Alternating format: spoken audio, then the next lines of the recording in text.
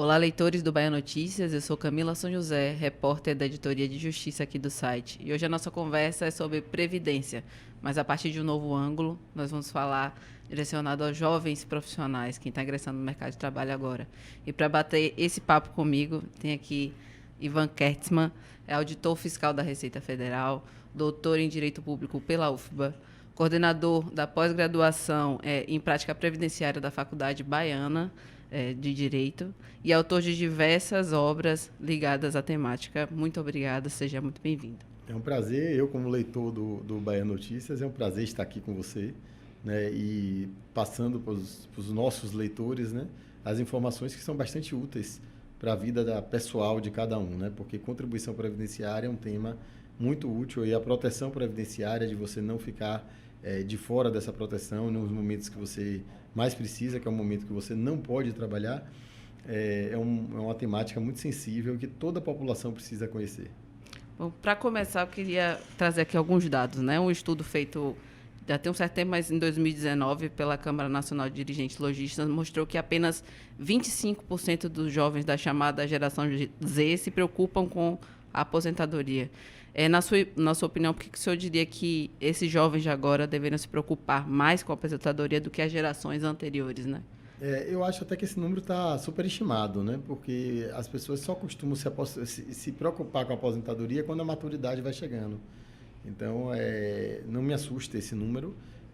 Eu vejo na realidade que as pessoas não têm interesse pela aposentadoria. E o pior, a gente pensa que a Previdência é só aposentadoria, mas não é.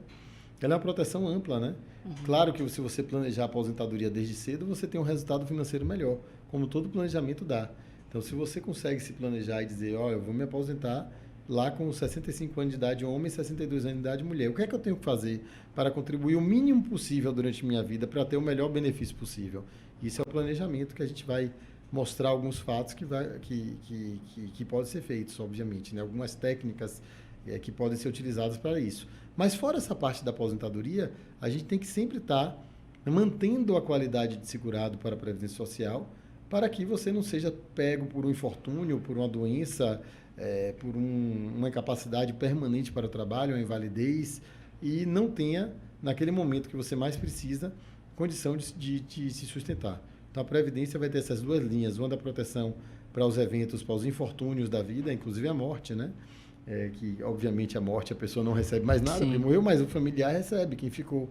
Então, é muito importante ter um planejamento previdenciário que faça com que a pessoa seja sempre coberta. E o jovem, infelizmente, digo assim, por falta de conhecimento, né? E muitas vezes o próprio empresário, as próprias elites não conhecem isso, que pode contribuir com um valor pequeno e ter uma proteção. E se você mostrar que financeiramente isso compensa mais do que uma aplicação financeira, por exemplo, a Previdência se torna um investimento atrativo. Por isso que eu trato sempre a Previdência Social como investimento financeiro. Então, se você contribui bem e se planeja bem, ela deixa de ser apenas um sistema protetivo e passa a ser mais uma possibilidade na sua carteira de investimentos, mesmo para quem não precisa da proteção. Então, muitas vezes eu pego um empresário com muito dinheiro, rico, que aplica ali, aplica aqui, aplica em bolsa, e eu mostro para ele, tudo que você está fazendo aí, o rendimento é menor do que se você aplicar corretamente na Previdência. E as pessoas, quando eu mostro numericamente isso, se sensibilizam, obviamente, né, a contribuir para a Previdência Social, não porque ficam com medo, a pessoa de alta renda não tem medo de não ter como se sustentar, porque a empresa vai continuar rodando, o empresário, então ele sabe que ele não vai ter, ou então ele tem patrimônio que já garante a sua sustentabilidade, mas a matriz financeira, quando você faz bem feito, se torna muito interessante. E falando na prática, assim, né, como começar a se organizar, se planejar para quem está ingressando, né, tem pouco tempo no mercado de trabalho, como se organizar já pensando no futuro? Aí a gente tem duas linhas, né? Primeiro, as pessoas de baixa renda, que eu vou começar aqui. As pessoas de baixa renda, e até as de alta renda pode usar essa possibilidade, algumas dessas possibilidades da pessoa de baixa renda. Eu vejo muita gente de alta renda que usa a contribuição sobre o salário mínimo para ter mais um salário mínimo quando se aposentar. Né? Um exemplo sou eu, né? Eu uso, né? Apesar de ser auditor da Receita, eu posso contribuir, e eu tenho uma atividade privada também, e na minha atividade privada eu opto por contribuir com 11% sobre o salário mínimo. Né? Então, é uma possibilidade que a legislação lhe dá. E aí eu vou garantir, juntamente com a minha aposentadoria da Receita, uma aposentadoria também de um salário mínimo. Mas para que você precisa disso? Eu não preciso disso.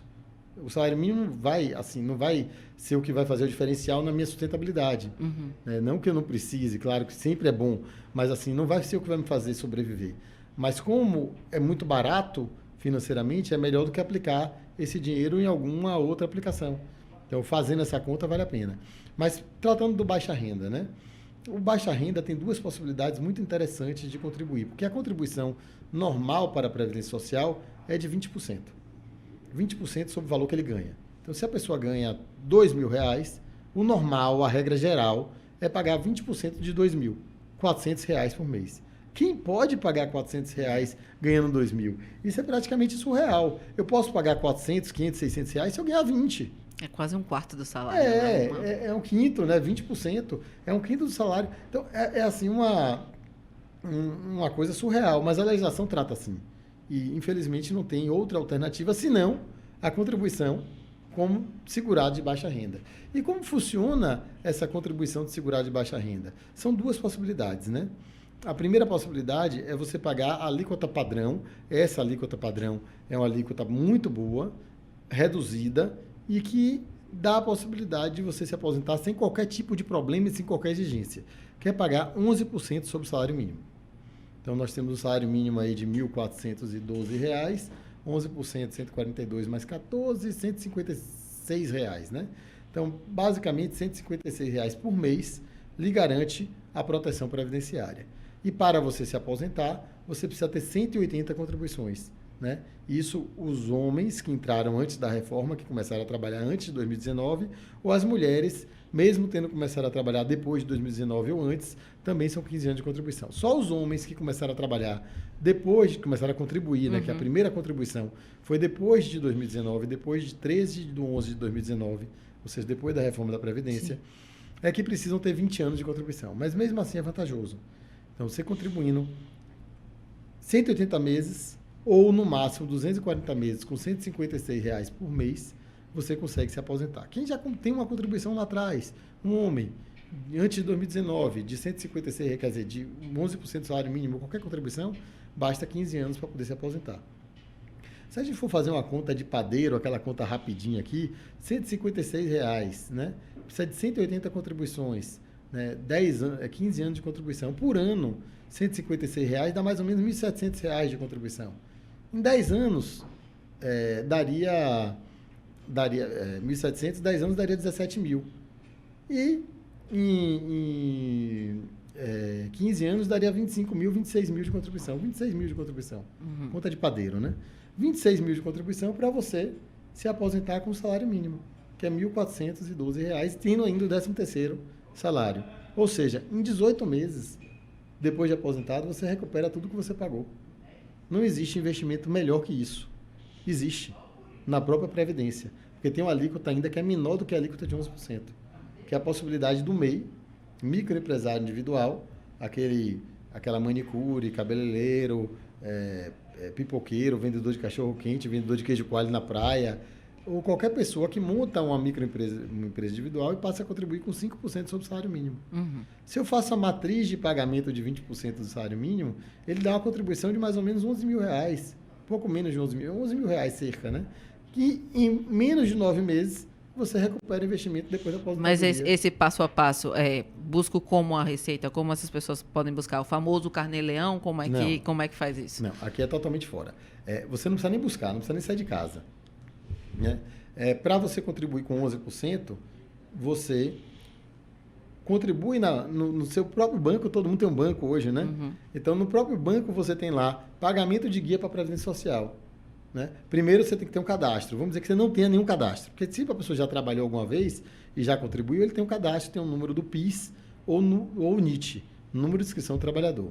Então, se tem a carteira de trabalho lá, porque tirou alguma vez, mesmo nunca usou na vida, mas tirou, você tem o PIS. Então, tendo o PIS e o NIT, você basta ir no sistema bancário e fazer a contribuição com o código 1463, né? Que aí você pode contribuir 11% do salário mínimo no código 1463. Então, aí você calcula 11% do salário mínimo, dá os R$ 156, joga lá na contribuição e paga no banco. no código 1463. Ah, mas eu não tenho, nunca trabalhei na vida. Vai no próprio meu INSS, ou no site, que é o aplicativo do INSS, né? Ou no site do INSS, faz o cadastro como contribuinte individual. Fazer cadastro, bota no Google, fazer cadastramento como contribuinte individual. Né? Aí você faz o cadastramento e depois você ganha um número, e com esse número você pode passar a contribuir no sistema bancário. Antes as pessoas iam na livrariazinha, na papelaria, né? E compravam carnê de que cor? Laranja. Laranjinha, meio pardo, marronzinho Sim. pardo, né? Aí você ia botando a folha. Hoje, ainda tem gente que compra isso e vai na casa lotérica pagar. Mas, obviamente, isso não é mais obrigatório. Hoje eu faço a GPS programada no meu celular, eu venho aqui, GPS programada, já sei que é o salário mínimo do ano todo, né? Então eu boto lá 11% do salário mínimo, quero pagar R$156, aí calculo os centavos, né? R$156 os centavos lá. E boto para pagar de janeiro a dezembro e esqueço aquilo ali, 1463 o código e vai pagando. Se eu quiser ser MEI, aí já é diferente. Aí tem que se cadastrar como MEI na Receita Federal, aí vai ganhar um número de MEI, vai ter que fazer a contribuição por um documento chamado DAS-MEI, né? Esse documento já vai pagar lá cerca de 5% do salário mínimo, mais R$1 de ICMS, se ele for vendedor de cachorro-quente, por exemplo, se ele vende produtos, e R$5 de ISS se ele for cabeleireiro, né, porque aí é serviço. E soma com os 5% dá R$70, né? Isso, R$70 com mais 5, R$75, e aí paga todo mês esse valor na DAS do MEI, né? E vai pagando. É super simplificado. Agora o MEI já tem um probleminha maior, já tem uma burocracia um pouco maior. Qual é a burocracia do MEI? É que ele tem que fazer a declaração anual. No primeiro ano, os contadores têm que fazer gratuitamente. Tem uma regra lá que obriga isso. Mas depois eles têm que fazer um pagamento, né, de um valor que não é significativo para poder ter essa declaração para o MEI. Quer dizer, não é obrigado a pagar, ele pode fazer ele mesmo, mas a imaginar que um vendedor de cachorro-quente vai ter a habilidade para manusear a internet e declarações com a Receita, assim, a gente sabe que isso não acontece. Então, ele vai ter que buscar alguém para fazer essa declaração, mas mesmo assim, compensa financeiramente, sem dúvida nenhuma. Agora, quem quer ganhar um pouco mais do que um salário mínimo, investir um pouco mais, como é que o senhor orienta? O que leva em consideração, né? Quais pontos levar em consideração nesse planejamento? Eu vou orientar, mas falta um só do salário mínimo, pode ser? Pode ser. O último. Pode ser. Porque eu acabei assim não falando, porque já não é o segurado obrigatório, é a dona de casa. Né? Então, a dona de casa, que é inscrita no CAD único, ela tem que ter uma renda familiar de até 2 salários mínimos, né, da família. Sim. E não pode ter renda própria, ela não pode ter nenhuma renda própria, ela se inscreve no CAD único, que é o Cadastro Único dos Programas Assistenciais do Governo, e a ela é possibilitado também o pagamento de 5% sobre o salário mínimo. Então, ela consegue pagar muito pouco para se aposentar. Então, é outra possibilidade. Agora, essas duas contribuições do salário mínimo, que são de 5%, tanto o MEI quanto a dona de casa, gera um pouco de problema às vezes, porque às vezes a pessoa se inscreve no CAD único e diz, sei lá, aí no CAD único pergunta qual é a sua renda, ela fala, nada, aí eu pergunto, mas você não vende Avon? Ah, claro que vendo, então qual é a sua renda? Aí fala lá, não, eu ganho R$300 com isso. Aí começa a contribuir como dona de casa, aí o INSS não aceita. Mas olha, você não pode, porque você vendia Avon, você não era facultativa, você era obrigatória. Então glosa esse 5% e depois cobra a diferença de 5 para 11. Então, tem que ser uma pessoa que realmente não trabalhe, não exerça qualquer tipo de atividade, qualquer remuneração, e tem uma renda familiar de 2 salários mínimos. Então, vira e mexe, isso dá um certo problema. E o MEI também dá problema quando ele deixa de pagar, quando ele não faz a declaração. Então, tem uma atenção. E o 11% é zero de problema. Todo mundo pode pagar, inclusive quem tem alta renda.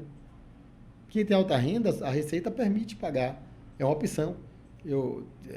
Você ganha 50 mil por mês, mas eu decido, não, eu quero pagar sobre um salário mínimo. Você pode, eu declaro no imposto de renda lá R$600 mil no ano, mas eu decido trocar minha base real, que seria o teto, né, o teto contributivo, que hoje é R$7.786,02, eu troco essa base pelo salário mínimo, que é uma opção que muita gente faz, porque não quer investir muito na Previdência.